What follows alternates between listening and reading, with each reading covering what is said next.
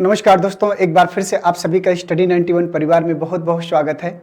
और जैसा कि आप सब देख पा रहे होंगे कि आज हम लोग जो है यहाँ पर मॉक टेस्ट 14 लेकर आए हैं आप सबके लिए। और आप सबको पता है कि यहाँ पर 13 मॉक टेस्ट आपके प्रोवाइड हो चुके हैं और ये प्रोसेस आगे कंटिन्यू बढ़ता चलेगा, क्योंकि जब तक आपका एग्जाम नहीं हो जाएगा। और एग्जाम के लिए अभी भी आपके पास समय है, क्योंकि 26-27 को एग्जाम पड़ेगा, तो अभी भी हमारे पास समय है। तो 25 तक हम प्रैक्टिस को कंटिन्यू रखेंगे और 26 के बाद इसको जो है समाप्त कर दिया जाएगा और इसके बाद फिर कोई नई स्ट्रेटजी के साथ आपके साथ जो है जुड़ेंगे। तो चलिए दोस्तों, तैयार हो जाओ। जितने बच्चे जुड़े हैं सभी को एक बार गुड आफ्टरनून, जय हिंद, वंदे मातरम। तो शुरुआत करते हैं आज के सेशन की और देखते हैं कि आज हमारे सामने जो है किस प्रकार के क्वेश्चन देखने को मिलेंगे और एक एक करके हम लोग जो है आगे बढ़ेंगे। तो दोस्तों, यहाँ आगे बढ़ने से पहले देख सकते हैं कि वीडियो री एग्जाम जो है महाबचत ऑफर के साथ में जो बैच आपको प्रोवाइड किया गया है उसमें कंप्लीट बैच 999 में मॉक टेस्ट है और बेस्ट बुक के साथ में ये सारी चीज़ें आप लोगों को प्रोवाइड की गई हैं। अगर इनमें से किसी बैच के साथ आप लोग जुड़ना चाहते हैं तो जुड़ सकते हैं। तो चलिए बढ़ते हैं सीधे क्वेश्चनों की तरफ और देखते हैं कि क्वेश्चन नंबर फर्स्ट हमारे पास यहाँ पर कैसा है। ये आ गया क्वेश्चन नंबर पहला। क्वेश्चन नंबर पहले को ध्यान से देखें और बताएं कि इस प्रश्न का सही आंसर क्या होगा। क्वेश्चन ने कहा है कि नीचे सवाल में दो कथन फर्स्ट और सेकंड हैं, तय करें क्या कथनों में उपलब्ध कराए गए तथ्य सवाल का जवाब देने के लिए पर्याप्त है या नहीं। दोनों कथनों को पढ़ें और जवाब दें। सवाल ए के कितने बेटे हैं। क्वेश्चन आपका ये है, कह रहा है कि ए के कितने बेटे हैं। तो आपको बताना है कि क्या केवल फर्स्ट पर्याप्त है ये बताने के लिए कि ए के कितने बेटे हैं, या फिर केवल सेकंड पर्याप्त है कि ए के कितने बेटे हैं, या तो फिर दोनों मिलकर पर्याप्त हैं, या तो फिर दोनों मिलकर पर्याप्त नहीं है। तो चलिए देखते हैं। उसने कहा कि ए के कितने बेटे हैं, तो ए बी का पिता है। तो प्रश्न ने कहा कि जो ए है वो किसका पिता है, बी का। अब ध्यान से देखिएगा, तो ए बी का तो पिता है, ठीक है, लेकिन बी ए का क्या है, क्योंकि पिता तो पुत्र का भी होता है और पुत्री का भी होता है, तो बी का जेंडर क्लियर नहीं है। तो ए बी का पिता है और उसके केवल एक बेटी है। तो अगर उसकी केवल एक बेटी है तो इसका मतलब ये जरूरी नहीं कि बी बेटी ही हो जाएगी। एक बेटी है भाई, केवल बी केवल एक, उसकी केवल एक बेटी है। हो सकता है कि बी के कोई पुत्र हो, तो ये अकेले प्रश्न का जवाब देने के लिए पर्याप्त नहीं होगा कि उसके कितने बेटे हैं। उसने कहा कि सी और डी भाई हैं, ये भी पर्याप्त नहीं होगा, तो दोनों मिलकर भी पर्याप्त नहीं होंगे। इसका मतलब ये हुआ कि यहां पर अगर यहां पर ध्यान से देखा जाए तो अगर हम दोनों को भी मिला दें तब भी प्रश्न का जवाब देने के लिए पर्याप्त नहीं होगा। ये आपको ध्यान देना है। तो यहां पर क्वेश्चन नंबर इसका जो आंसर आएगा पहले का पहला वाला जाएगा कि कथन फर्स्ट और सेकंड दोनों में उपलब्ध तथ्य मिलकर सवाल का जवाब देने के लिए पर्याप्त नहीं है। ये बात आपको ध्यान देना है, क्योंकि सी और डी भाई हैं। तो मान लो सी और डी तो भाई हैं, मान लिया हमने भाई है, लेकिन ये ए के बेटे हैं कि नहीं बेटे इसने बताया नहीं। और अगर दोनों को मिलाकर ध्यान से देखेंगे तो सी और डी भाई हैं, तो उसने ये नहीं बताया कि सी और डी ए के बेटे हैं कि नहीं है। तो यहां पर ये बात क्या होगी, ये भी गलत हो जाएगी। तो अगर दोनों को भी मिला देंगे तब भी ये बात बताने में असमर्थ हैं कि ए के कितने बेटे हैं। तो इसका आंसर आएगा पहला कि दोनों सवाल का जवाब देने के लिए पर्याप्त नहीं है। तो पहले का पहला वाला जाएगा। बढ़ते हैं क्वेश्चन नंबर दूसरे में। दूसरे का रिलेशन आप ध्यान से पढ़ें और बताएं। करा कि माइक्रो ओवन का संबंध जो ऊष्मा के साथ है, तो माइक्रोस्कोप का संबंध किसके साथ होगा। जिस प्रकार से माइक्रोवेव से ऊष्मा उत्पन्न होती है उसी प्रकार से आपको बताना है कि माइक्रोस्कोप से क्या किया जाता है, आपको बताना है। बताइएगा कि इस प्रश्न का सही आंसर क्या होगा। देखते हैं कितने बच्चे इस प्रश्न का सही आंसर कर पाते हैं। चलिए कोशिश करिए।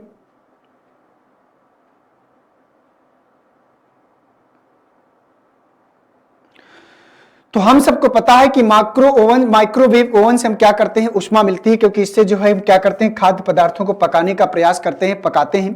तो माइक्रोस्कोप से हम क्या करते हैं, माइक्रोस्कोप से हम क्या करते हैं कि किसी चीज को देखते हैं, छोटी चीज को हम क्या करते हैं बड़ी वस्तु में देखने का प्रयास करते हैं, बड़ा रूप में दिखाता है। तो इसका जो सही आंसर क्या होगा, तो यहां पर अति सूक्ष्म वस्तु को, तो यहां पर आप देख सकते हैं, तो अति सूक्ष्म वस्तु का मतलब होता है कि आवर्धन करना। तो क्वेश्चन नंबर दूसरे का जो आंसर होगा वो सेकंड। माइक्रोस्कोप के बारे में तो आप लोग जानते ही है ना कि माइक्रोस्कोप से क्या होते हैं कि जो छोटी सी वस्तु होती है उसको बड़े रूप में देखने का प्रयास करते हैं। तो माइक्रोस्कोप का यही कार्य होता है। जैसे यहाँ पर साइंटिस्ट हैं, वैज्ञानिक हैं, बायो से रिलेटेड चीजें हैं, जो माइक्रोस्कोप के माध्यम से चीजों को बड़े रूप में देखा जाता है। तो यहाँ पर ये चीज हो जाएगी। तो छोटी वस्तु को बड़े रूप में देखना क्या कहलाता है, आवर्धन करना। तो दूसरे का जो आंसर होगा ये सेकंड वाला होगा।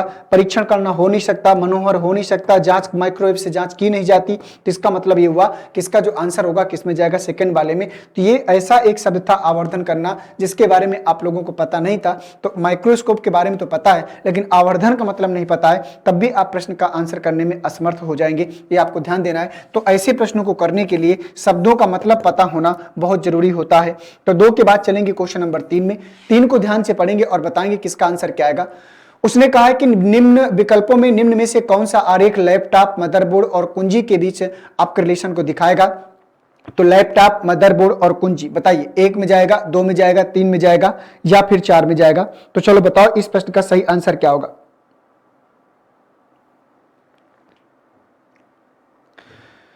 तो बताओ भैया 1, 2, 3, 4 में से क्या होगा इस प्रश्न का सही आंसर। तो दोस्तों अगर ध्यान से देखा जाए तो उसने कहा है कि लैपटॉप, मदरबोर्ड और कुंजी। तो दोस्तों जो मदरबोर्ड है और कुंजी जो है उनका आपस में कोई रिलेशन नहीं है। कुंजी मतलब जो कीबोर्ड होता है, तो मदरबोर्ड का अलग कार्ड है, कीबोर्ड का, कुंजी का अलग कार्ड है, लेकिन दोनों किसमें होते हैं, लैपटॉप में होते हैं। इसलिए इसका जो आंसर होगा वो सेकंड वाले में जाएगा। तो तीसरे का जो आंसर होगा वो सेकंड वाले में, और जिन बच्चों ने तीसरे का सेकंड वाला आंसर किया होगा उन सभी का प्रश्न क्या करेगा, सही होगा। 3 के बाद चलेंगे क्वेश्चन नंबर 4 में। ये आ गया क्वेश्चन नंबर 4, इसको ध्यान से पढ़ेंगे आप लोग। कह रहा कि उस विकल्प का चयन करें जो दिए गए अन्य विकल्पों से भिन्न है, अकबर, औरंगजेब, अशोक और जहांगीर। बताइएगा कि इनमें से क्या अलग हो जाएगा, जल्दी से बताओ भाई। तो ये इतिहास से रिलेटेड हैं। तो अकबर की बात करें तो अकबर जो है, अकबर और औरंगजेब और जहांगीर ये क्या है, मुगल साम्राज्य से रिलेटेड है ना। तो इस प्रकार से इसका जो आंसर होगा अशोक, अशोक मौर्य साम्राज्य से रिलेटेड है, इसलिए चौथे का जो आंसर होगा तीसरा वाला। अगर इतिहास के बारे में थोड़ी सी भी इंफॉर्मेशन है तो अशोक के बारे में आपने जरूर सुना होगा। अशोक इन सबसे अलग है, मौर्य समाज का, मौर्य साम्राज्य का, मौर्य सम्राट का शासक था, इसलिए यहाँ पर चौथे का जो आंसर होगा तीसरा वाला अशोक, क्योंकि अकबर, औरंगजेब और जहांगीर ये सब जो है मुगल हैं, तो इसलिए इसका जो आंसर होगा तीसरा वाला, क्योंकि तीनों आपस में रिलेटेड होंगे। तो चौथे का जो आंसर होगा तीसरे वाले में जाएगा। तो 4 के बाद चलेंगे क्वेश्चन नंबर 5 में। क्वेश्चन नंबर 5 कह रहा है कि यदि अंग्रेजी वर्णमाला में सम संख्या पर आने वाले सभी अक्षरों को 4 के गुणकों को छोड़कर हटा दिया जाता है तो नई वर्णमाला श्रृंखला में 13वें स्थान पर कौन सा अक्षर आएगा। यह है क्वेश्चन नंबर 5, इसको ध्यान से पढ़िए और बताइए कि इस प्रश्न का सही आंसर क्या हो जाएगा।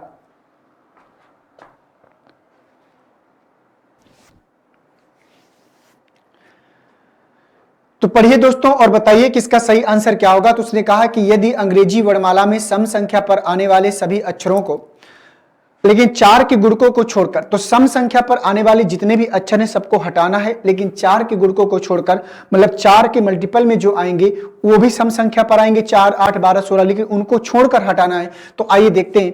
तो यहाँ पर ए आएगा, ए के बाद बी को हटाएंगे क्योंकि बी सम संख्या पर आएगा, बी के बाद सी, सी के बाद डी को लेंगे क्योंकि डी की वैल्यू 4, 4 एक 4 का मल्टीपल होगा। तो डी के बाद क्या आएगा, ई, एफ को हटा देंगे, इसके बाद जी और एच, एच को लेंगे क्योंकि ये 4 का मल्टीपल है। एच के बाद आई, आई के बाद जे को हटाएंगे, के और एल, एल के बाद क्या आएगा, एल को लेंगे ना, एल के बाद क्या आएगा एम, एम के बाद एन को हटाएंगे, ओ, ओ के बाद पी को लेंगे, इस प्रकार से पी के बाद क्या आएगा क्यू, क्यू के बाद आर को हटा देंगे, इसके बाद एस और टी, इस प्रकार से करेंगे। तो कह रहा है तो नई वर्णमाला श्रृंखला में 13वें स्थान पर, तो यहां से 13वां स्थान देखना है।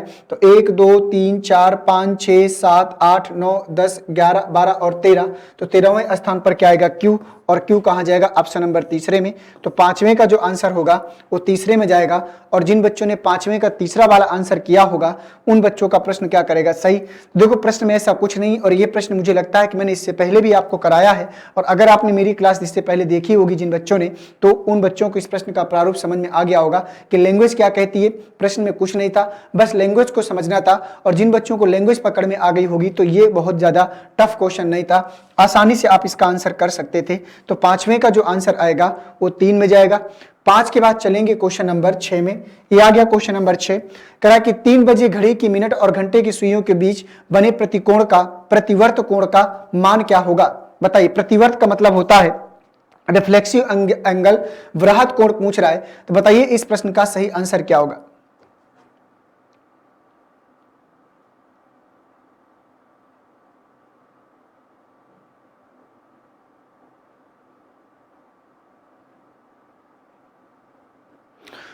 तो दोस्तों आप सबको पता है कि अगर किसी घड़ी में 3 बजता है, तो अगर किसी घड़ी में 3 बजेगा तो इस प्रकार से यहां पर ये होगी सुइया। तो यहाँ पर 12 होता है, यहाँ पर 3 होता है, तो 3 बजे जो एंगल बनता है वो 90 डिग्री का बनता है। लेकिन इसने प्रतिवर्त कोण पूछा है, वृहत कोण पूछा है। प्रतिवर्त का मतलब होता है वृहत कोण या रिफ्लेक्सिव एंगल जिसको हम बोलते हैं, बड़ा कोण इसको भी आप कह सकते हो। तो यहाँ पर आपको वृहत कोण बताना है, तो वृहत कोण निकालने के लिए पूरा सर्कल होता है 360 का, तो 360 में 90 घटाएंगे तो 0, तो 16 में 9 जाएगा 7, यहाँ 270 डिग्री का एंगल आएगा। और 270 कहाँ जाएगा? ऑप्शन नंबर सेकंड में। तो छठवें का जो आंसर होगा वो सेकंड में जाएगा। तो वृहत कोण आपको बताना था, ये हो गया इसका प्रश्न का आंसर। तो छठवें का जो आंसर होगा सेकंड में, क्योंकि दोस्तों जो एक घड़ी होती है, ये जो पूरा सर्कल होता है 360 का होता है, अगर ये इतना 90 है तो ये वाला एंगल आपको बताना था। तो अगर ये पूरा 360 का होता है तो अगर ये 90 है तो इधर कितना बचेगा? 270, वही आपको बताना था। तो छठवें का जो आंसर होगा, छठवें का जो आंसर होगा किसमें जाएगा? सेकंड वाले में। और जिन बच्चों ने छठवें का सेकंड वाला आंसर बताया होगा उन बच्चों का यह प्रश्न भी सही हो जाएगा। तो 6 के बाद चलेंगे क्वेश्चन नंबर 7 में। ये आ गया क्वेश्चन नंबर 7 को ध्यान से पढ़ेंगे और बताएंगे किसका आंसर क्या आएगा। करा कि श्रृंखला को पूरा करने के लिए सही विकल्प में रिक्त स्थान को भरें। तो यहां से आपको बताना है कि जो क्वेश्चन मार्क लगा हुआ है यहां पर कौन सा अक्षर श्रृंखला आएगी। तो चलिए कोशिश करिए और बताइए कि इस प्रश्न का सही आंसर क्या हो जाएगा।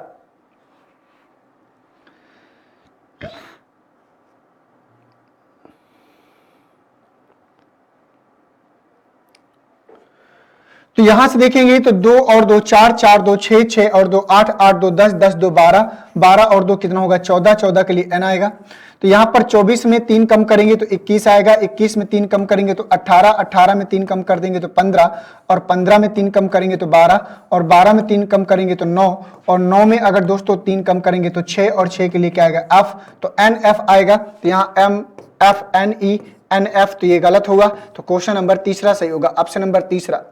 तो 7वें का आंसर आएगा तीसरा। और जिन बच्चों ने 7वें का तीसरा NF आंसर बताया है उन बच्चों का यह प्रश्न क्या करेगा? सही हो जाएगा, NF आएगा दोस्तों 7 का तीसरा वाला। ठीक है, तो बहुत ज्यादा लेंदी क्वेश्चन नहीं था, नॉर्मल क्वेश्चन था, इसलिए कम समय में ऐसे प्रश्नों को करके हमको जो है आगे के प्रश्न की ओर बढ़ना होगा।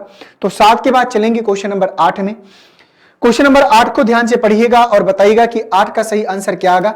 कह रहा है कि P, Q, R, S और T की अलग अलग लंबाइयां हैं। R T से लंबा है परंतु P से छोटा है, S Q से लंबा है परंतु T से छोटा है। तो इनमें से कौन सबसे लंबा है? यह है क्वेश्चन नंबर 8। तो सबसे कौन लंबा है ये आपको बताना है। बताइएगा कि इस प्रश्न का सही आंसर क्या आएगा।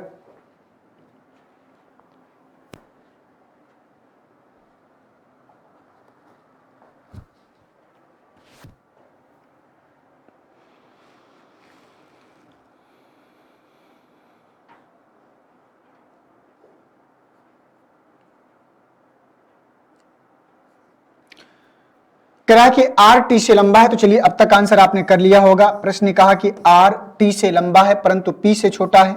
तो आर पी से क्या है? छोटा है। एस क्यू से लंबा है परंतु टी से छोटा है। तो जो एस है वो टी से छोटा है लेकिन क्यू से क्या है? लंबा है। तो इनमें से कौन सबसे लंबा है? तो सबसे लंबा कौन है? पी। और पी कहां जाएगा? ऑप्शन नंबर तीसरे में। तो 8वें का जो आंसर आएगा वो तीसरे में जाएगा। और जिन बच्चों ने 8वें का तीसरा वाला आंसर किया होगा उन बच्चों का यह प्रश्न क्या करेगा? सही होगा। 8 के बाद चलेंगे क्वेश्चन नंबर 9 में। ये आ गया क्वेश्चन नंबर 9। इसको पढ़िए और बताइए क्या बोल रहा है। कह रहा है कि ए बी सी डी ई और एफ 6 मित्र एक वृत्त में बैठे हैं। तो ये आपका सिटिंग अरेंजमेंट का क्वेश्चन है। तो इसको बैठा लिए और जो पूछा है उसका जवाब दीजिए।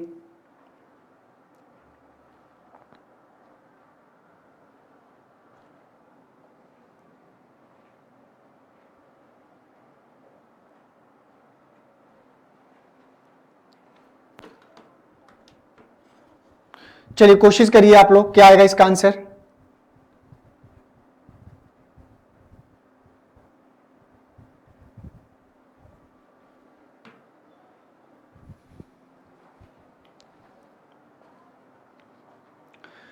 तो चलिए देखिए बैठाने का प्रयास करते हैं। कितने लोग हैं? 6 लोग। तो पहले एक सर्कल बना लीजिए। 1 2 3 4 5 6। ठीक है। ए बी सी डी ई और एफ 6 मित्र एक वृत्त में बैठे हैं। सी डी के बाएं हैं। तो मान लीजिए यहां पर सब वृत्त में केंद्र की ओर बैठे हैं। तो जो सी है वो डी के बाएं है। तो मान लीजिए डी है तो डी का बायां सी इस साइड आएगा। तो सी डी के बाएं है। एफ बीच में है ए और ई के। प्रश्न ने कहा कि एफ बीच में है ए और ई के तथा ई के बीच में है एफ और डी।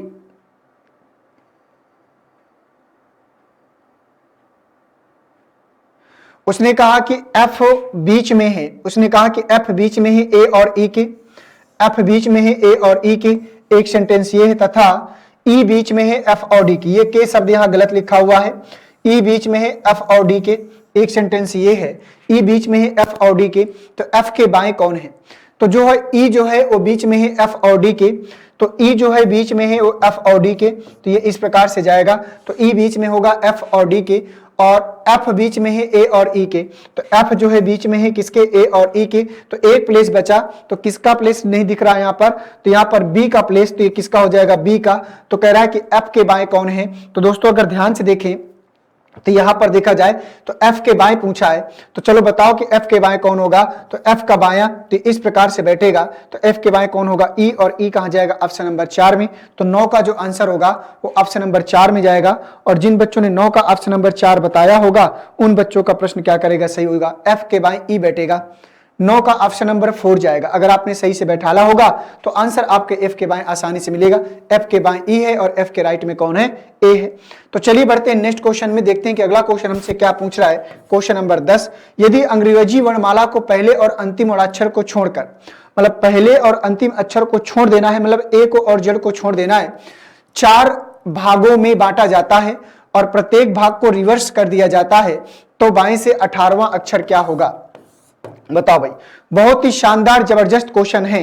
अब देखना यह है कि कितने बच्चे इस प्रश्न का सही आंसर कर पाते हैं। लैंग्वेज जो लड़का पकड़ेगा उसको आंसर जरूर मिलेगा।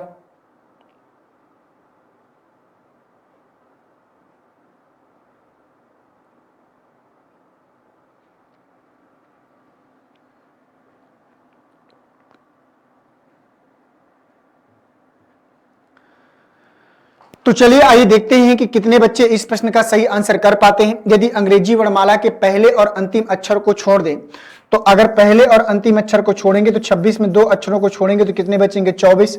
अब इसको 4 भागों में बांटेंगे तो 4 छंग 24, तो 6 का भाग बनेगा, मतलब 6 अक्षरों का पार्ट बनाना है। उसने क्या बोला है कि 4 भागों में बांटना है, तो 6 अक्षरों का पार्ट बनाएंगे। तो उसने क्या बोला है? उसने बोला यदि अंग्रेजी वर्णमाला के 4 भागों में बांट जाता है और प्रत्येक भाग को रिवर्स कर दिया जाता है, फिर उसने बोला है कि प्रत्येक भाग को रिवर्स भी करना है। तो जब प्रत्येक भाग को रिवर्स करेंगे तो 2 से लेकर, अगर हम 2 से लेकर अगर 6 अक्षर तक देखेंगे तो 2 से लेकर 6 अक्षर तक कहां जाएंगे? तो यहां पर दोस्तों तो ए से लेकर 6 एफ तक होता है, तो अब ए से जी तक हो जाएगा, तो इसको रिवर्स कर देंगे तो यहां पर क्या आएगा? A B C D E F. तो यहां पर ए को हटाना है, ए को हटाना है, तो 1 2 3 4 5, और यहां पर क्या आएगा? जी। तो इन 6 अक्षरों को हमने रिवर्स कर दिया। अब जी के आगे के 7 अक्षर, तो 7 और 6 कितना हो गया? 13। तो यहां पर जी के बाद क्या आएगा? एच आई जे के एल और एम, तो 2 2 4 2 6, ये हो गया। ठीक है। अब आगे के 7 अक्षर 13 और 7 कितना हो गया? 20। तो 13 7 कितना हो जाएगा? 13 6 19 हो जाएगा। 6 6 में जाना है, तो 13 और 6 19। तो एम के बाद क्या आएगा? N O P Q R S. ठीक है। तो 2 2 4 2 6 हो गए, और 19 और 6 कितना हो जाएगा? 25। तो यहां पर एस के बाद क्या आएगा? T U V W x और वाई। तो 6 का पेयर हमने बनाया। तो दोस्तों 1 6 का पेयर हमने यहां तक बनाया, 1 6 का पेयर हमने यहां तक बनाया। अगर ध्यान से आप लोग देख पा रहे होंगे, 1 6 का पेयर यहां से लेकर हमने 2 2 4 2 6 यहां तक बनाया, 2 2 4 2 6 एक पेयर यहां तक बनाया, और एक पेयर यहां तक बनाया। तो उसने बोला है कि 22 से 18वां, तो 1 2 3 4 5 6 7 8 9 10 11 12 13 14 15 16 17, कुछ तो गड़बड़ है। 1 2 3 4 5 6 7 8 9 10 11 12 13 14 15 16 17 18, एंड जा रहा है।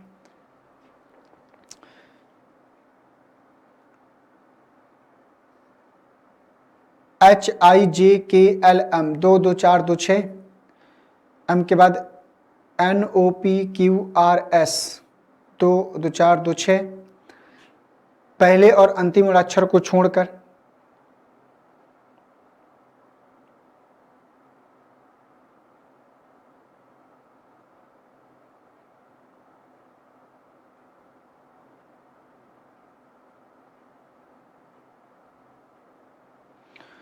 एन आंसर आएगा इसका। क्या आएगा? एन। यहां पर हमको एन मिल रहा है ना, तो इसका जो आंसर होगा n होगा। तो 10वें का जो आंसर होगा वो पहले वाले में जाएगा, क्योंकि मैंने 2 बार काउंट कर लिया। तो 26 में 2 कम किया 24, 4 छंग 24, 2 2 में काउंट करेंगे तो 2 2 4 2 6 2 8 2 10 2 12 2 14 2 16 और 2 18, तो n ही मिल रहा है बार बार। तो क्वेश्चन नंबर पहले का 10वें का जो आंसर होगा वो पहले वाले में जाएगा, क्योंकि पहले और अंतिम मूलाक्षर को छोड़ना है, ये भी तो उसने बोला है।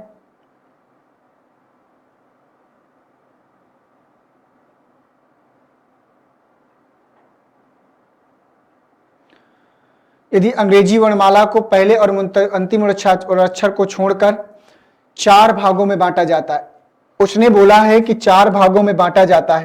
तो देखो एक चीज उसने ये किया है कि ए को हमको लेना है, उसमें प्रश्न में हमें ए को लेना है। अब ध्यान से समझिएगा, लैंग्वेज में थोड़ा सा अंतर है। तो ए को हमको लेना है और जड़ को भी लेना है, ये आपको ध्यान देना है।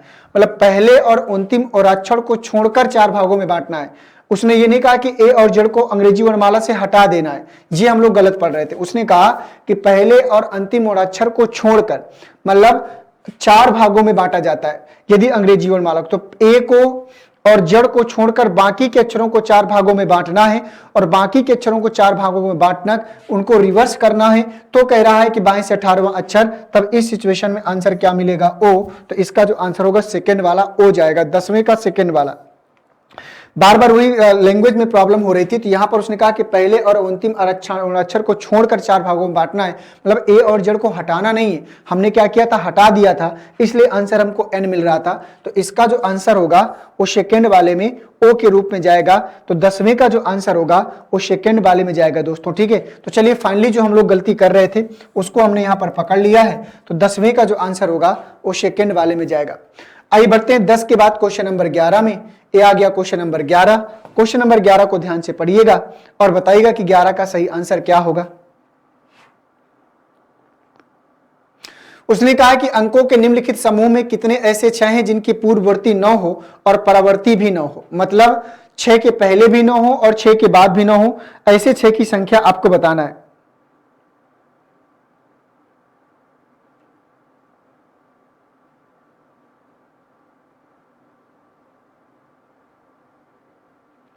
चलो कोशिश करो और बताओ भाई क्या आएगा इस प्रश्न का सही आंसर। क्वेश्चन में कुछ नहीं है, अगर थोड़ा सा सावधानी से ध्यान से करेंगे तो आंसर आपको आसानी से क्या करेगा? मिल जाएगा। तो चलो देखते हैं, आप लोगों ने आंसर कर लिया होगा। उसने कहा कि अंकों के निम्नलिखित समूह में कितने ऐसे 6 हैं जिनके पहले भी 9 हो और बाद में भी 9 हो। तो ये 6 के पहले यहां पर है नहीं, तो एक 6 ये मिलेगा जिसके पहले भी 9 बाद में भी 9। इस 6 के पहले तो ऐसा है नहीं है, तो इस 6 के बाद इसमें है नहीं। एक 6 ये मिलेगा जिसके पहले भी और बाद में भी, और एक 6 यहां पर ये मिलेगा जिसके पहले भी 9 और बाद में भी 9 है। और इसके बाद यहां पर तो कितने मिल गए? एक और ये 2 और ये 3, तो 3 मिलेंगे। तो ऑप्शन नंबर 11 का पहला वाला होगा। कह रहा है कि पूर्ववर्ती 9 हो और परवर्ती भी 9 हो। तो 6 के पहले भी 9 और बाद में भी 9। तो यहां पर देखें तो 6 के पहले भी 9 बाद में भी 9, 6 के पहले भी 9 और बाद में भी 9, और यहां पर बाद में तो है पहले नहीं है, यहां पर पहले है लेकिन बाद में नहीं है। तो क्वेश्चन नंबर 11 का जो आंसर होगा वो फर्स्ट वाले में जाएगा। ध्यान से देख लीजिए आप लोग, प्रश्न बहुत शानदार है।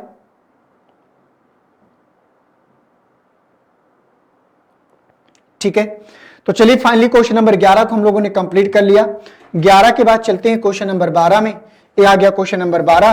करा के निम्नलिखित समीकरण को किन दो चिन्हों को और किन दो संख्याओं का एक दूसरे से प्रतिस्थापन किया जाए जिससे समीकरण क्या हो जाए? सही हो जाए। तो बताइए इसका सही आंसर क्या होगा? किन दो समीकरणों को जो है सही किया जाए और प्रतिस्थापित किया जाए, बताओ भैया।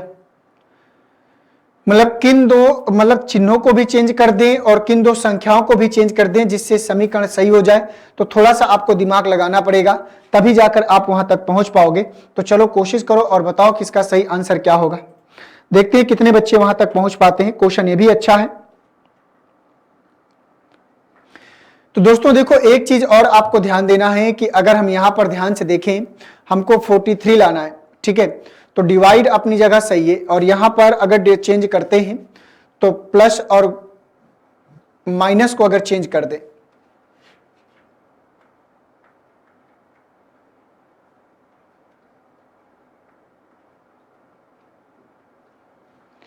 तो 4 - 15,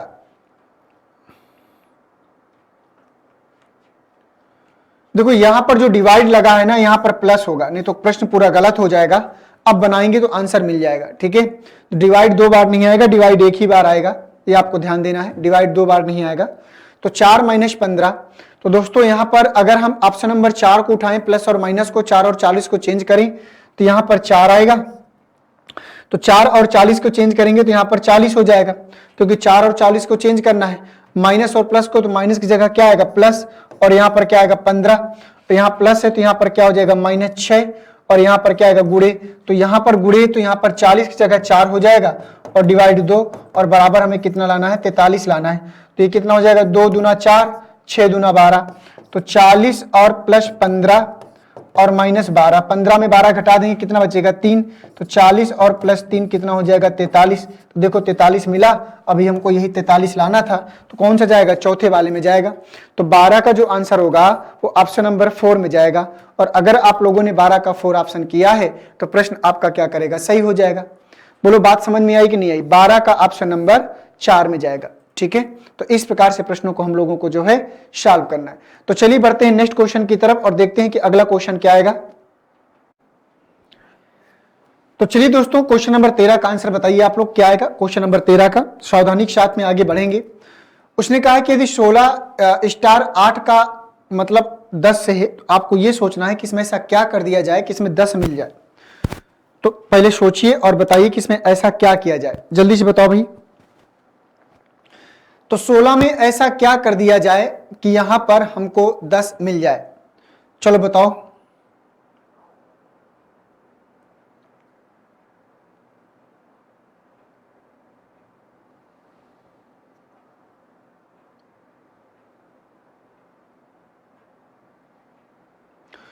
तो दोस्तों अगर यहां पर हमको 10 लाना है तो कैसे 10 आएगा। अगर 16 में 2 8 से भाग दे देंगे तो कितना आएगा 2 आएगा, आएगा कि नहीं आएगा।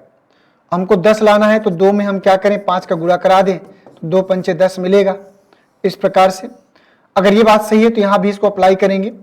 अगर 15 में हम 3 से भाग दे देंगे तो 3 पची 15 मिलेगा, और 5 में 5 से गुणा करा देंगे तो 5 पचा कितना मिलेगा 25 मिलेगा। ये बात भी यहां पर सही हो रही है। आगे बढ़ें, अगर 16 में हम 4 से डिवाइड करेंगे तो यहां पर कितना आएगा 4, और 4 में अगर हम 5 से डिवाइड करेंगे तो 4 पंचे कितना मिलेगा 20 मिलेगा। ये बात सही है। इसी प्रकार से 12 में अगर हम 4 से डिवाइड करें तो 4 तय कितना आएगा 12, और 3 में अगर 5 का गुणा करा दें तो 3 पची कितना आएगा 15, और 15 कहाँ है ऑप्शन नंबर तीसरे में। तो 13 का जो आंसर आएगा वो ऑप्शन नंबर तीसरे में जाएगा, ठीक है। 13 का जो जाएगा वो ऑप्शन नंबर किस में जाएगा, तीसरे में जाएगा।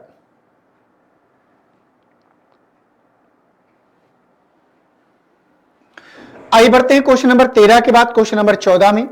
करा कि एक समूह में उतनी ही मुर्गियां हैं जितनी भेड़ हैं, पुरुष बकरियों से 2 गुना है और बकरियां भेड़ों से 2 गुना है। यदि पैरों की कुल गणना 88 है तो समूह में कितने 4 पैर वाले जानवर हैं। क्वेश्चन नंबर 14 को पढ़िएगा। क्वेश्चन भी बहुत जबरदस्त है, लैंग्वेज को ध्यान से पढ़ेंगे तो आंसर आपको आसानी से क्या करेगा मिल जाएगा।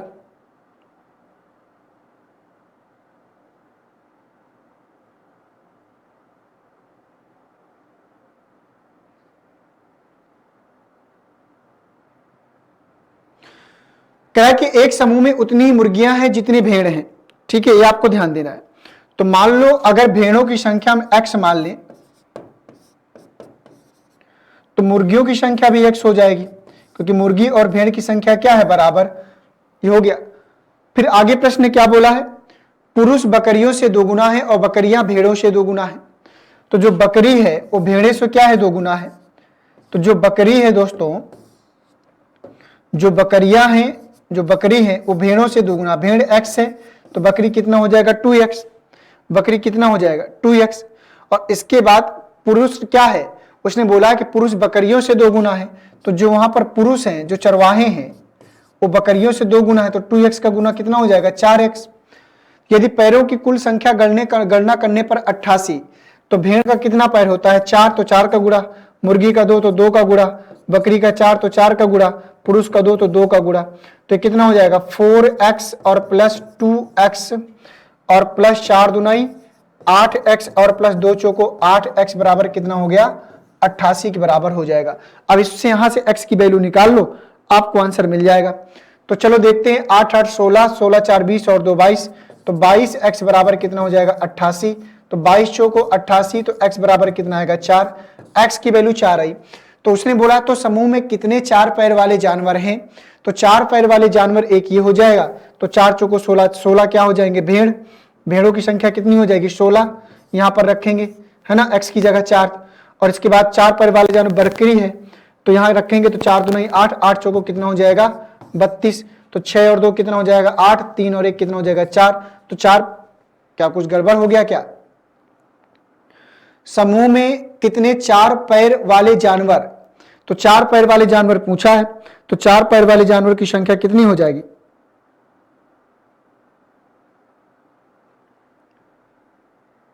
अच्छा ऐसे नहीं करना, तो 4 पैर वाले जानवरों की संख्या, तो भेड़ था x था और बकरी था 2x था, तो x प्लस 2x करेंगे, तो x प्लस 2x बराबर कितना हो जाएगा 3x। x की वैल्यू कितनी है 4, तो 3 गुणे 4, तो 3 गुणे 4 बराबर कितना आएगा 12।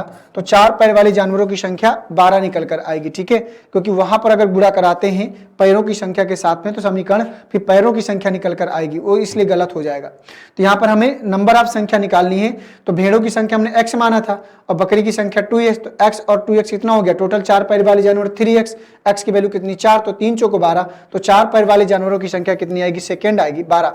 तो 14 का जो आंसर होगा वो सेकेंड में जाएगा, ठीक है, 14 का सेकेंड में जाएगा। 14 के बाद चलते हैं क्वेश्चन नंबर 15 में। एक संयुक्त परिवार में पिता, माँ, 3 विवाहित पुत्र, 1 अविवाहित पुत्री है। पुत्रों में 2 के 2 पुत्रियां हैं और एक के 1 पुत्र है। परिवार की महिला सदस्यों की संख्या, परिवार के पुरुष सदस्यों की संख्या का अनुपात आपको बताना है। क्वेश्चन नंबर 15 को रेशियो निकालिए। पहले ये पता करिए कि परिवार में कितने महिला सदस्य हैं, फिर पता करिए परिवार में कितने पुरुष सदस्य हैं, फिर दोनों का अनुपात बना लीजिए, आंसर आपको आसानी से मिल जाएगा। तो क्वेश्चन नंबर 15 को ध्यान से पढ़ें और बताएं।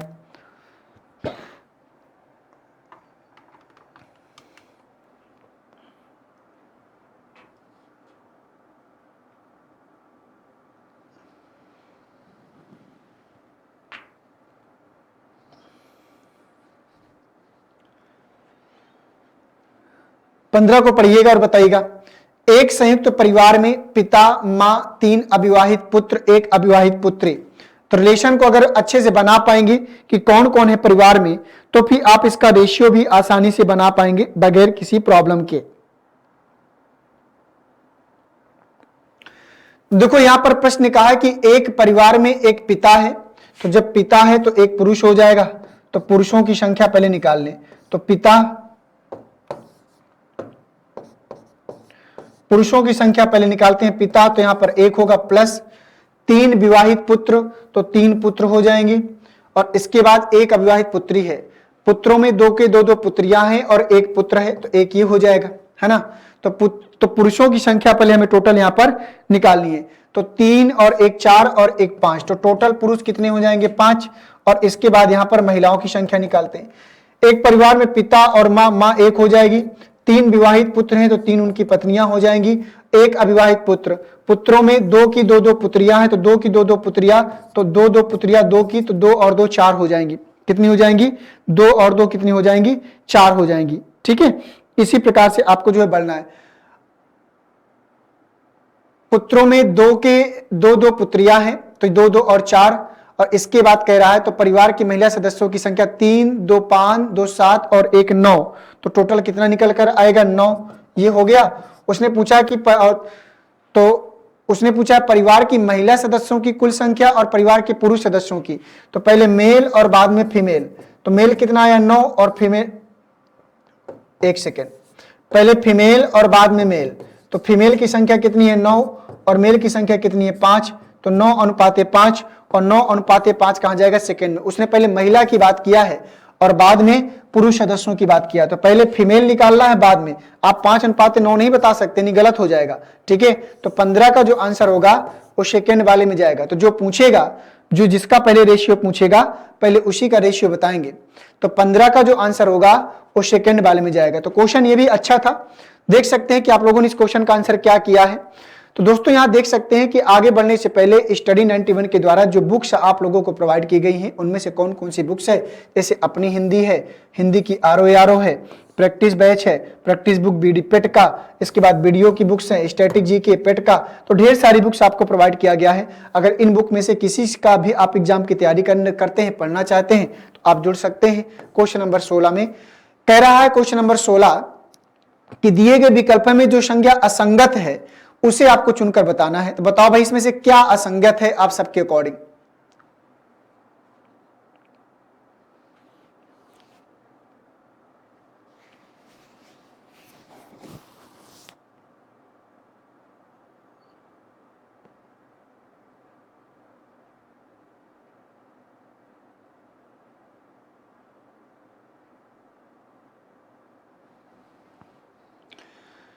एक 123, 234 और 129 और 148 में से क्या असंगत है ये आपको निकाल कर बताना है।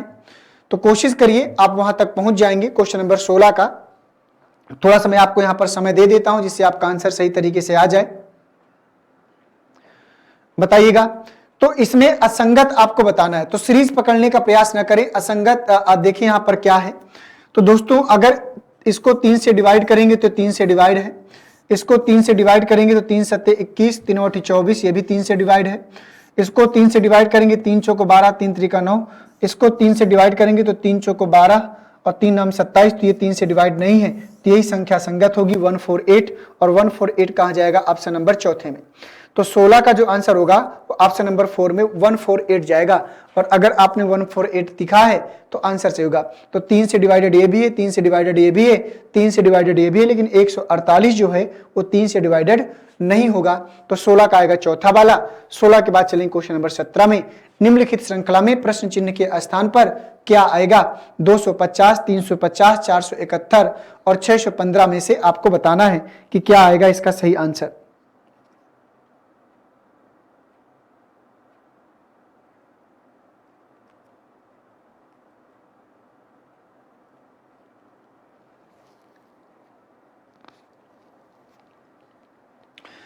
तो 250 और 350 की अगर बात करें तो इनका डिफरेंस हम देखें तो यहां पर कितना आएगा, 0 0 100 का डिफरेंस आएगा।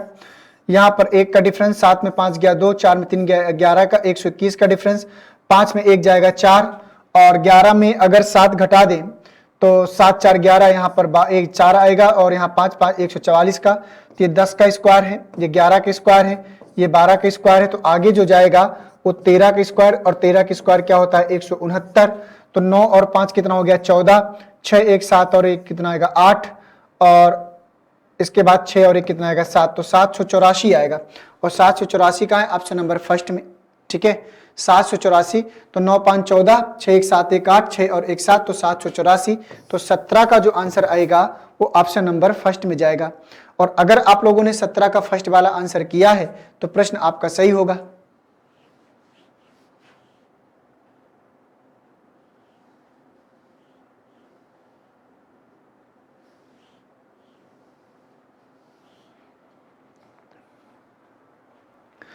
तो 17 के बाद चलेंगे क्वेश्चन नंबर 18 में। क्वेश्चन नंबर 18 कह रहा है कि निम्नलिखित कथनों को पढ़ें और जवाब दें कि निम्न में से कौन सा तर्क मजबूत है। क्या सभी ई बैंकिंग प्रौद्योगिकी पर प्रतिबंध लगा दिया जाना चाहिए। उसने पूछा है आपसे, आपको अपना आर्गुमेंट देना है। उसने कहा कि क्या सभी ई बैंकिंग प्रौद्योगिकी पर प्रतिबंध लगा दिया जाना चाहिए। हाँ, इससे बहुत साइबर धोखाधड़ी होती है, नहीं इससे लेन देन में देरी होगी, और अगर हाथ से किया जाता है तो। बताओ भाई अगर ई बैंकिंग प्रौद्योगिकी पर प्रतिबंध लगाने का कारण उसने बताया कि धोखाधड़ी होती है इसलिए प्रतिबंध लगा दो, वो कह रहा कि नहीं प्रतिबंध मत लगाइए क्योंकि लेन देन में क्या होगी, देरी होगी। बताओ आप लोग क्या जाएगा।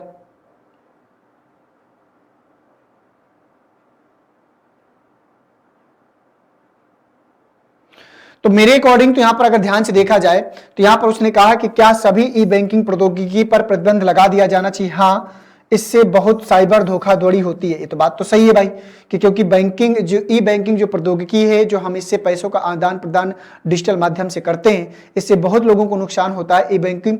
तो यहाँ पर ये बात तो अपनी जगह पर सही है। करा कि नहीं इससे लेन देन में देरी होगी, ये भी बात अपनी जगह सही है क्योंकि लेन देन में देरी ना होने के कारण ई बैंकिंग को लाया गया था। ये बात तो जानते ही हैं। अगर सरकार कोई काम करती है तो इसका मतलब है कोई सही समाज के लिए जो हित में होगा वही काम करती है। वो अलग बात है बाद में उसमें करप्शन होने लगे, है ना।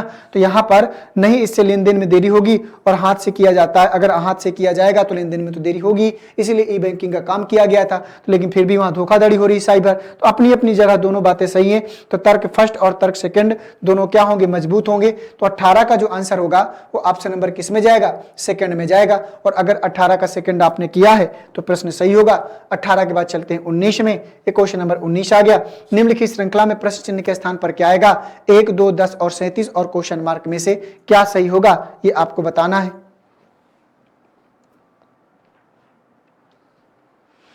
निम्नलिखित श्रृंखला में प्रश्न चिन्ह के स्थान पर क्या आएगा, 1, 2, 10, 37 क्वेश्चन मार्क।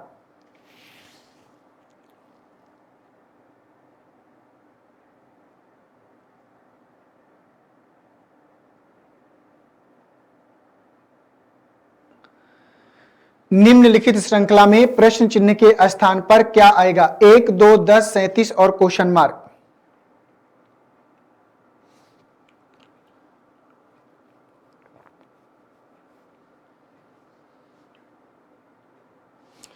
तो चलो बताओ इस सीरीज का आंसर। छोटा सा सीरीज है, देखिए क्या आएगा, 1, 2, 10। इनका आपको कोशिश करना है कि इसमें से क्या आएगा। इसमें दोस्तों इन दोनों में डिफरेंस कितना है, 1 का। इन दोनों में डिफरेंस 8 का है, 7 का और 3 में गया 2 का। तो ये 1 का क्यूब है, ये 2 का क्यूब है, ये 3 का क्यूब है। तो अगला जो हो जाएगा वो 4 का क्यूब, 4 चौको 16 चौको 64, तो 7 4 11 और 6 3 9 और 1 10, 101 और 101 कहां जाएगा, ऑप्शन नंबर तीसरे में। तो 19 का जो आंसर होगा वो ऑप्शन नंबर तीसरे में जाएगा। तो इसमें जो डिफरेंस चल रहा था, तो इसमें जो डिफरेंस चल रहा था वो क्यूब के रूप में चल रहा था। तो 19 का जो आंसर होगा वो किस में जाएगा, थर्ड वाले में। 19 के बाद चलेंगे क्वेश्चन नंबर 20 में। 20 को पढ़ें और बताएं। तो कथन और पूर्वानुमान से रिलेटेड क्वेश्चन है। एक सिनेमा हॉल ने सप्ताहांत के दौरान अपने दर्शकों को व्यस्त रखने के लिए कुछ वीडियो गेम रखे हैं। सप्ताहांत के दौरान मतलब जो वीक लिव होता है, जो सप्ताहांत मतलब सप्ताह का जो अंत होता है, सप्ताह का संडे की बात कर रहा हूं। एक सिनेमा हॉल में सप्ताहांत के दौरान अपने दर्शकों को व्यस्त रखने के लिए कुछ वीडियो गेम रखे हैं। तो लोगों को वीडियो गेम खेलना पसंद है। अगर लोगों को वीडियो गेम खेलना पसंद है तभी तो उसने रखा है। लोग थिएटर में चलने वाली फिल्म को पसंद करेंगे। अब इसमें से ये बात सही होगी कि नहीं, ये आपको देखकर बताना है। बताओ भाई, इनमें से ये बात सही होगी कि नहीं, ये आपको बताना है।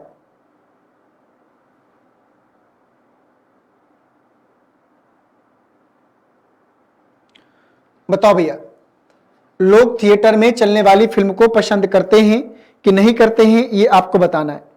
तो कोशिश करो और बताओ किसका सही आंसर क्या हो जाएगा।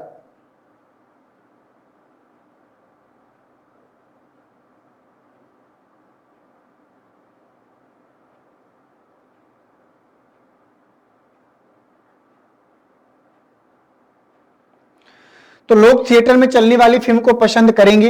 अब लोग थिएटर में चलने वाली फिल्म को पसंद करेंगे कि नहीं करेंगे इस बात की कोई गारंटी नहीं है, लेकिन इतना पता है कि अगर सिनेमा हॉल में सप्ताहांत के दौरान दर्शकों को व्यस्त करने के लिए वीडियो गेम रखे गए हैं, अगर रखे गए हैं तभी उन्होंने वीडियो गेम खेलना पसंद है, तभी रखे गए, नहीं उनका दिमाग नहीं खराब है कि ऐसा वो काम करेंगे फालतू में अपना पैसा समय बर्बाद करेंगे। तो लोगों को वीडियो गेम खेलना पसंद है तभी उन्होंने प्रोग्राम को रखा। तो 20 का जो आंसर होगा पहला, लोग थिएटर में चलने वाली फिल्म के बारे में यहाँ कोई बात नहीं कर रहा कि फिल्म को लोग पसंद करेंगे कि नहीं पसंद करेंगे, ऐसी कोई यहां पर जिक्र नहीं है। तो केवल पूर्वानुमान फर्स्ट अंतर्निहित है। तो केवल पूर्वानुमान किसमें, केवल पूर्वानुमान फर्स्ट अंतर्निहित है, सेकंड अंतर्निहित है। तो यहां पर फर्स्ट अंतर्निहित होना चाहिए, आंसर नंबर पहला जाएगा। ठीक है, तो केवल पूर्वानुमान फर्स्ट अंतर्निहित है। तो क्वेश्चन नंबर 20 का जो आंसर होगा वो फर्स्ट में जाएगा। आइए क्वेश्चन नंबर 21 में। 21 कह रहा है, कथन बोल रहा है कि ब्रिटिश पेट्रोलियम को सरकार द्वारा भारत में पेट्रोल पंप चलाने की अनुमति दी जानी चाहिए।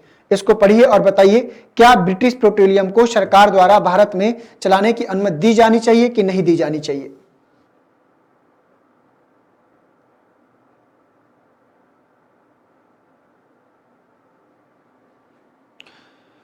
ब्रिटिश पेट्रोलियम उद्योग कंपनी को सरकार द्वारा भारत में पेट्रोल पंप चलाने की अनुमति दी जानी चाहिए। हाँ, इससे भारतीयों के लिए रोजगार के अवसर पैदा होंगे, नहीं इससे अन्य निजी पेट्रोलियम कंपनियों को नुकसान होगा, ये आपको बताना है।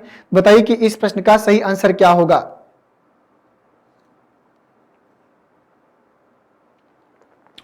अब देखो भाई, उसने कहा है कि हाँ, इससे भारतीयों के लिए रोजगार के अवसर पैदा होंगे। बिल्कुल बात सही है। अगर कोई विदेशी कंपनी आकर हमारे देश में काम करेगी तो सीधी सी बात है, वो रोजगार के अवसर उत्पन्न करेगी। और अभी भी यही प्रयास किया जा रहा है सरकार के द्वारा कि जो विदेशी कंपनियां हैं वो भारत में आकर इन्वेस्ट करें और यहीं पर प्रोडक्ट बनाएं और यहीं पर उसको जो है बेचे, यहां से दूसरे देशों में बेचें, तो जिससे कि ज्यादा से ज्यादा भारतीयों को रोजगार मिलेगा। तो उसने कहा कि हाँ, इससे भारतीयों के लिए रोजगार के अवसर पैदा होंगे। बिल्कुल नहीं, इससे अन्य निजी कंपनियों को नुकसान होगा। अरे नुकसान होगा कि नहीं होगा इस बात की कोई गारंटी नहीं है, क्योंकि मार्केट है और मार्केट सबके लिए ओपन होता है। इसका मतलब ये नहीं है कि अगर कोई बिजनेस कर रहा है तो कोई दूसरा ना करे, वो उसको नुकसान होगा। तो ये बात क्या है, गलत हो जाएगी। तो यहां पर कौन सा जाएगा, सेकंड वाला, केवल तर्क फर्स्ट मजबूत है। और अगर आपने केवल तर्क फर्स्ट मजबूत बनाया है तो प्रश्न आपका क्या करेगा, सही होगा। 21 के बाद चलेंगे क्वेश्चन नंबर 22 में।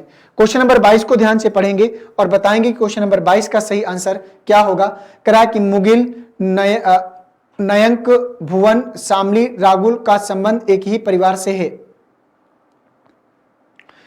तो कह रहा है कि उसका भुवन से क्या संबंध है। इस जानकारी के आधार पर मुगिल जो एक पुरुष है तो उसका भुवन से क्या संबंध है, बताइए इसका आंसर क्या आएगा।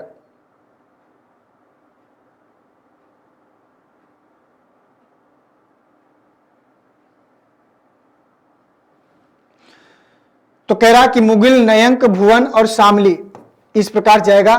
तो प्रश्न ने कहा है कि मुगिल के पुत्र नयंक के पिता, तो मुगिल के पुत्र नयंक के पिता और रागुल के दादा हैं। तो चलो देखते हैं। तो मान लीजिए मुगिल के जो पुत्र हैं, मुगिल के जो पुत्र हैं, नाम तो नहीं बताया उसने, तो मुगिल के पुत्र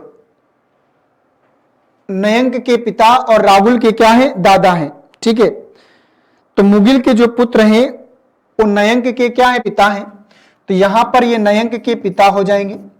मुगिल को जो पुत्र हैं वो नयंक के पिता और रागुल के दादा। तो इसका मतलब जो रागुल है वो नयंक का पुत्र हो जाएगा। शामली नयंक की पुत्री, तो जो शामली है वो नयंक की पुत्री, तो शामली नयंक की पुत्री है। तो चलो बना लिया। अगर शामली नयंक की पुत्री है तो रागुल की बहन हो जाएगी। तो शामली नयंक की पुत्री और भुवन की बहन है। तो भुवन की क्या है, बहन है। तो इसका मतलब भुवन यहां पर आ जाएगा, भुवन की क्या है, बहन है। ठीक है। तो इस जानकारी के आधार पर मुगिल जो एक पुरुष है, तो मुगिल जो एक पुरुष है उसका भुवन से क्या संबंध होगा। तो भुवन की अगर बात करें तो इसके क्या है, पिता, पिता के पिता दादा, तो ये परदादा, तो दादा के पिता, तो बिल्कुल दादा के पिता हो जाएंगे ऑप्शन नंबर फर्स्ट में, क्योंकि भुवन के दादा कौन है, ये, और ये दादा के क्या है, पिता। तो नाना यहां पर नहीं आएगा, तो यहां पर आएगा दादा के पिता। तो 22 का जो आंसर होगा ऑप्शन नंबर फर्स्ट में। ठीक है, 22 का जो आंसर होगा वो ऑप्शन नंबर फर्स्ट में जाएगा। तो मुगिल जो है भुवन के दादा के पिता हो जाएंगे, मतलब परदादा। ठीक है, क्या हो जाएंगे, परदादा। तो आइए बढ़ते हैं क्वेश्चन नंबर 22 के बाद क्वेश्चन नंबर 23 की तरफ। ये आ गया क्वेश्चन नंबर 23। 23 को ध्यान से पढ़ें और बताएं कि 23 का सही आंसर क्या हो जाएगा। कह रहा है कि जी के संदर्भ में ए की स्थिति क्या है, ये आपको बताना है। जी के संदर्भ में ए की स्थिति क्या है। कह रहा है कि एक व्यक्ति बिंदु ए से चलना प्रारंभ करता है और पूर्व की ओर 12 मीटर चलता है, फिर वह दाएं मुड़ता है और 8 मीटर चलकर फिर दाएं मुड़ता है और 8 मीटर चलकर बिंदु जी पर रुकता है।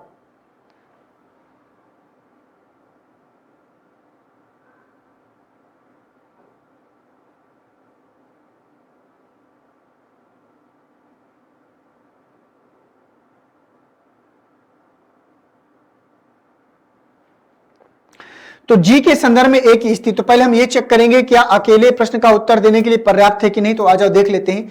एक व्यक्ति बिंदु ए से चलना प्रारंभ करता है और पूर्व की ओर 12 मीटर चलता है, फिर वह दाएं मुड़ता है। तो यहां पर दोस्तों अगर ध्यान से देखिए तो पहले मैं यहां पर इसको बनाने का प्रयास करता हूं, जी फीस नहीं है तो यहां पर बनाते हैं। ठीक है, यहां पर तो एक व्यक्ति बिंदु ए से, तो ये बिंदु क्या है, ए है।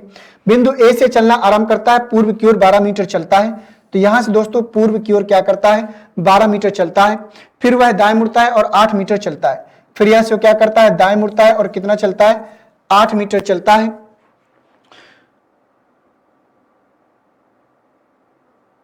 फिर वह दाएं मुड़ता है और 8 मीटर चलता है, 8 मीटर चलकर फिर दाएं मुड़ता है और 8 मीटर चलकर बिंदु ई पर, फिर यहां से दाएं मुड़ता है तो 8 मीटर चलकर कहां पहुंचता है, बिंदु ई पर पहुंचता है। कहां पर, बिंदु जी पर पहुंचता है, तो बिंदु जी हो गया। उसने पूछा है कि जी के संदर्भ में ए की स्थिति, तो यहां से देखें तो जी के संदर्भ में ए की स्थिति तो क्या हो जाएगी, उत्तर पश्चिम। क्या हो जाएगी, उत्तर पश्चिम। दोस्तों ये तो अकेले प्रश्न का उत्तर देने के लिए पर्याप्त है, ठीक है, ये अकेले प्रश्न का उत्तर देने के लिए पर्याप्त है, अकेला ये पर्याप्त है। इसको देख लेते हैं, ए बिंदु बी के पूर्व में है, तो जो ए बिंदु है, जो ए बिंदु है वो बी के क्या है, पूर्व में, तो ए बिंदु बी के पूर्व में। आगे देखते हैं, पूर्व में है। बी बिंदु सी के उत्तर में, तो जो बी बिंदु है वो सी के क्या है, उत्तर में। बी बिंदु सी के उत्तर में है। सी बिंदु जी के पश्चिम में है, तो जो सी बिंदु है वो जी के क्या है, पश्चिम में। तो सी बिंदु जो है वो जी के क्या है, पश्चिम में, तो जी के क्या हो जाएगा, पश्चिम में। तो उसने पूछा है, उसने क्या पूछा, जी के संदर्भ में ए की स्थिति, तो जी के संदर्भ में ए की स्थिति क्या हो जाएगी, उत्तर। तो यहां से भी आंसर मिल रहा है और यहां से भी आंसर मिल रहा है, तो आंसर दोनों जगह से मिल रहा है, ठीक है। आंसर कहां से मिल रहा है, दोनों जगह से मिल रहा है, तो उसी के आधार पर आपको उत्तर देना है। तो यहां से दोस्तों अगर ध्यान से देखें, अब सवाल यहां से ये है, तो यहां पर जब डिस्टेंस नहीं दिया, यहां पर डिस्टेंस नहीं दिया, जब डिस्टेंस नहीं दिया तो सी यहां तक जाएगा कि कहां तक जाएगा। तो यहां पर दोस्तों बात करें तो यहां पर अगर सेकंड वाले की बात करें तो ये उत्तर देने के लिए पर्याप्त नहीं है, तो यहां पर जाएगा किसमें, केवल कथन फर्स्ट तथ्य के अनुसार प्रश्न का उत्तर देने के लिए पर्याप्त है। तो 23 का जो आंसर होगा वो बी वाले में जाएगा, ठीक है। 23 का जो आंसर होगा किस में जाएगा, बी वाले में। और अगर आपने 23 का बी वाला आंसर किया है तो प्रश्न क्या करेगा, सही हो जाएगा, ठीक। आइए बढ़ते हैं 23 के बाद क्वेश्चन नंबर 24 में। क्वेश्चन नंबर 24 को पढ़ें और बताएं कि 24 का आंसर क्या आएगा। 24 बोल रहा है कि निम्न आरेखों में से कौन सा शिक्षक, चिकित्सक एवं पुलिस के बीच प्रदर्शित करता है। तो शिक्षक, चिकित्सक एवं पुलिस के बीच को प्रदर्शित करता है, ये आपको बताना है। बताइए इस प्रश्न का सही आंसर क्या हो जाएगा।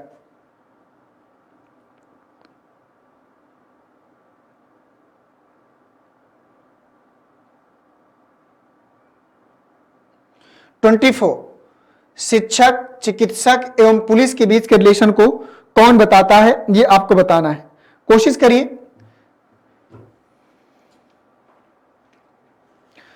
तो देखो, शिक्षक का एक अपना अलग प्रोफेशन है, चिकित्सक का एक अलग प्रोफेशन है, पुलिस का एक अपना अलग प्रोफेशन है, तो तीनों का आपस में कोई रिलेशन नहीं होगा। ये आपको ध्यान देना है कि तीनों का आपस में कोई रिलेशन नहीं बनेगा। तो 24 का जो आंसर होगा वो सेकेंड वाले में जाएगा, ठीक है। 24 का आंसर किस में जाएगा, सेकेंड वाले में जाएगा। और अगर आपने 24 का सेकेंड वाला आंसर किया है तो प्रश्न आपका सही होगा, ठीक है। ये आपको ध्यान देना है।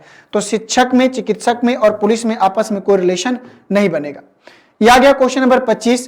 कह रहा कि यदि माइनस का मतलब गुणा है, प्लस का मतलब विभाजन है, गुणा का मतलब घटाव है, और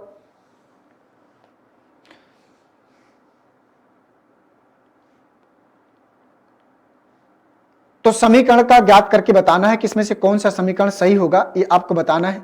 तो क्वेश्चन नंबर 25 को आप ध्यान से देखें और बताएं कि इसका सही आंसर क्या होगा, ठीक है।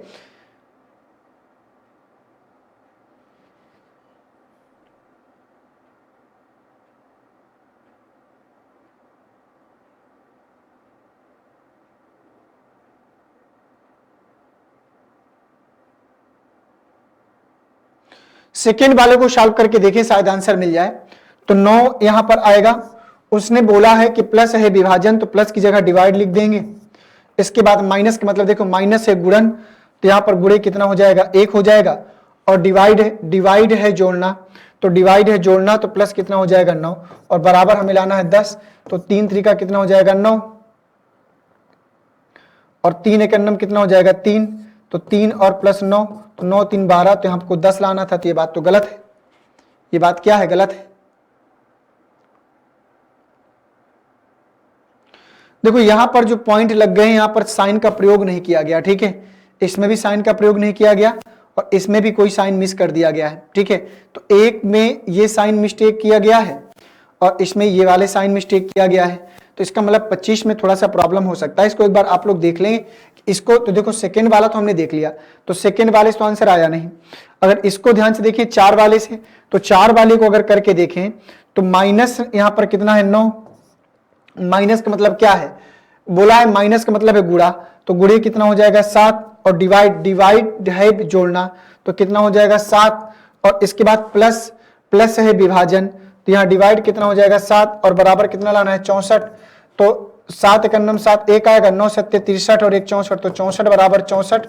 तो कौन सा समीकरण सही हो गया? चौथा वाला। ठीक है, तो 25 का जो आंसर होगा वो 4 में जाएगा। और अगर आप लोगों ने 25 का 4 वाले में किया है तो प्रश्न आपका क्या करेगा? सही।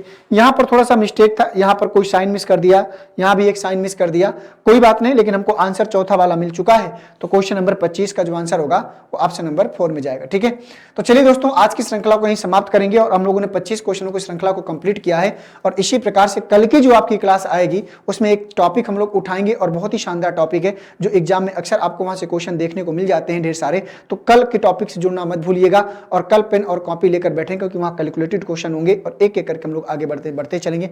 थैंक यू सभी को, नमस्कार, जय हिंद, वंदे मातरम।